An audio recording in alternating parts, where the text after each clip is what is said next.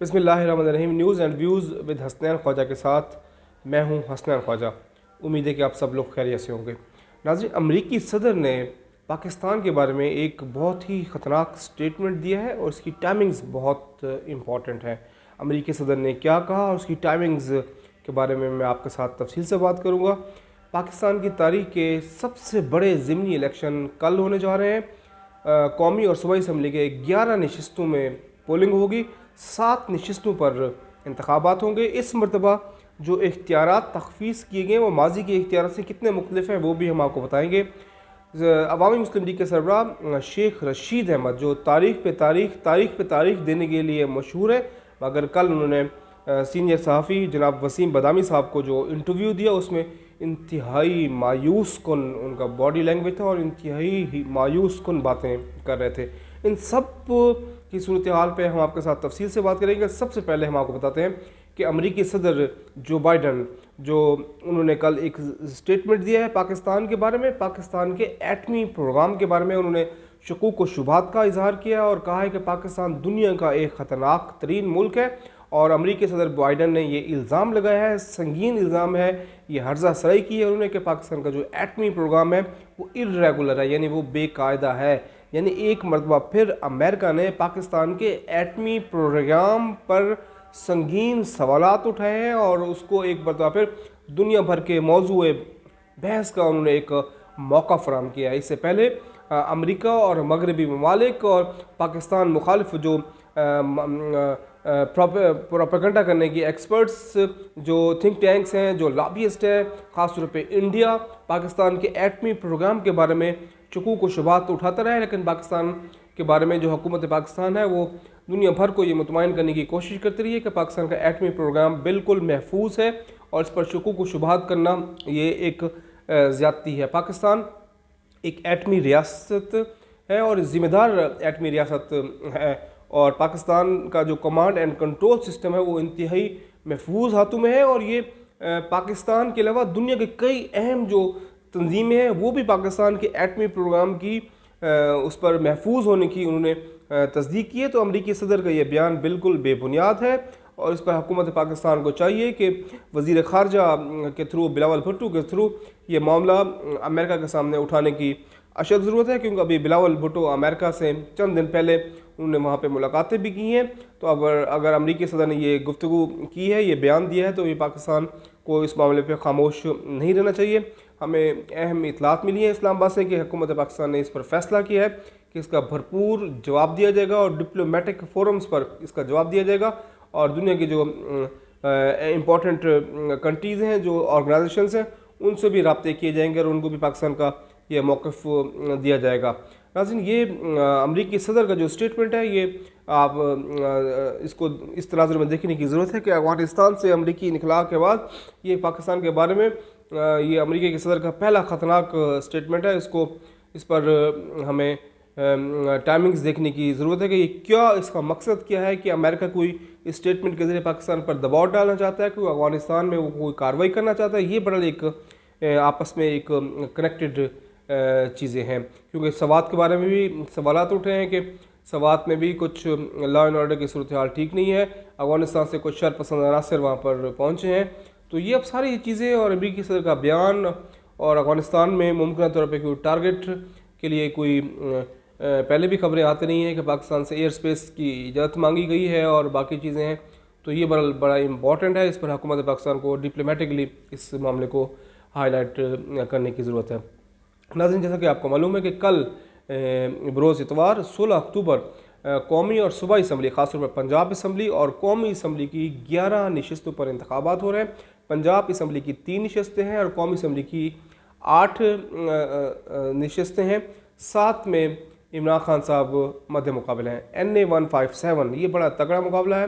ये हम आपको बार बार बता रहे हैं कि ये कुरैशी और गिलानी ख़ानदान की बरह रास्त एक मरतबा सियासी जंग है। मेहरबान कुरैशी और अली मूसा गिलानी, इंतहाई कांटे का मुकाबला है। अभी तक जो हमारे पास चीज़ें आई हैं, जो ऑन ग्राउंड हमने मालूम किया है, तो बहुत ही टफ मुकाबला है। इस पर अभी किसी को कहना कि ये उसका पलड़ा भारी है और उसका पलड़ा कमज़ोर है, तो ये अभी मुनासिब नहीं है, लेकिन बहुत ही तगड़ा मुकाबला वहाँ पे देखने को मिलेगा।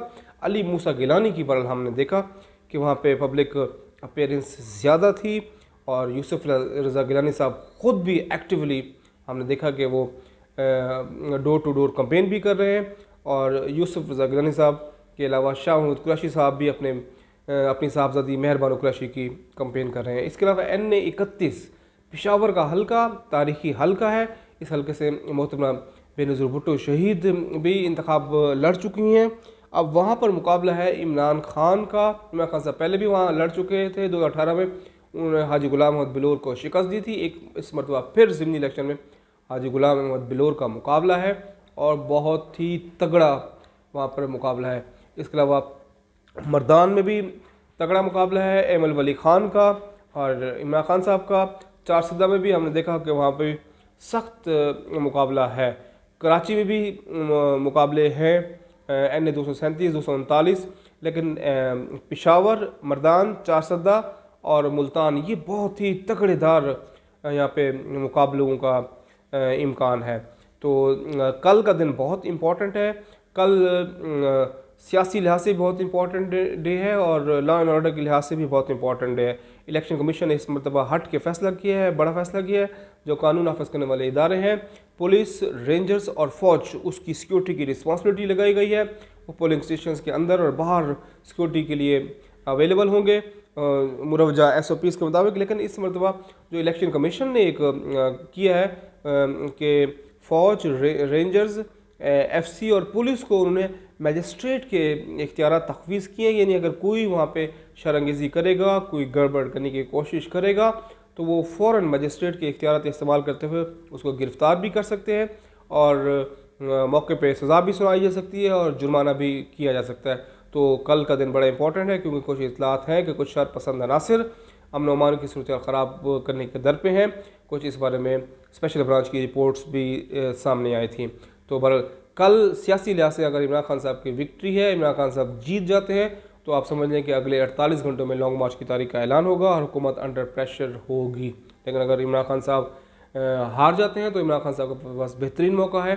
धांधली हो गई, मैनिपुलेट किया गया, तो इमरान खान इस वक्त प्लस पॉइंट पर है। और इमरान खान अभी लॉन्ग मार्च की तारीख का ऐलान ना करने की एक नफसियाती वजह ये भी है कि इमरान खान साहब इन पर दबाव रखना चाहते हैं ताकि अगर लॉन्ग मार्च की तारीख का ऐलान कर गया तो फिर वो ज़रूरत एक ज़िंदगी का एक बहुत बड़ा पॉलिटिकल एक खान साहब का जुआ होगा। क्योंकि पहले भी एक लॉन्ग मार्च उन्होंने किया था तो वो नतीजा खेज़ नहीं था। उस वक्त पंजाब हुकूमत नून लीग के पास थी, अभी पंजाब हुकूमत नहीं है, लेकिन बस चौधरी परवेज़ इलाही किसी न किसी हद तक आप समझ लें कि मैनेज हुए हैं। ये बड़ा पंजाब का सियासी मंजरनामा। मैंने आपको बताया पंजाब में कौमी असम्बली की जो नशिस्त है उसमें 3 हल्के हैं, NA-157 Multan, NA-108 Faisalabad, NA-118 Nankana साहब। सिंध में कराची में 2 इलेक्शन हैं, 237, 239। वहाँ पे KP में 3 हल्के हैं, NA-31 Peshawar, NA-22 Mardan, NA-24 Charsadda. और ये बड़ा ज़िला कुरम में इलेक्शन 45 में फ़िलहाल मुलतवी हुए थे, उसकी ऐलान किया जाएगा। जो पंजाब का सूबाई इलेक्शन है वो PP 209 खानेवाल, PP 241 चिश्तिया और PP 239 जो है वो वहाँ पे है शेखुपुरा में। तो बड़ा ये सख्त मुकाबला है। इसमें देखें कि क्या नतीजा सामने आता है। अब हम बात करेंगे शेख रशीद की। शेख रशीद साहब ने कल एक इंटरव्यू दिया वसीम बदामी को और शेख रशीद आपको मालूम है कि वो तारीख़ पे तारीख़ और झाड़ू फिरने की बातें और सियासी तौर पर चूरन बेचने की बातें वो बड़ा एक्टिवली करते हैं। लेकिन कल वो इंतहाई मायूस थे और अजीब किस्म की उनकी गुफ्तगू थी और एक ऐसा लग रहा था कि पता नहीं शायद वो अपने बारे में कोई बड़ा फ़ैसला करना चाहते हैं। तो वसीम बदामी साहब ने उनको लुकमा भी दिया, उनसे बात भी की कि क्या आप कोई सियासत से रिटायरमेंट का कोई फ़ैसला थोड़ी करने लगे आप, तो वो कोई और इशारा देना चाह रहे थे।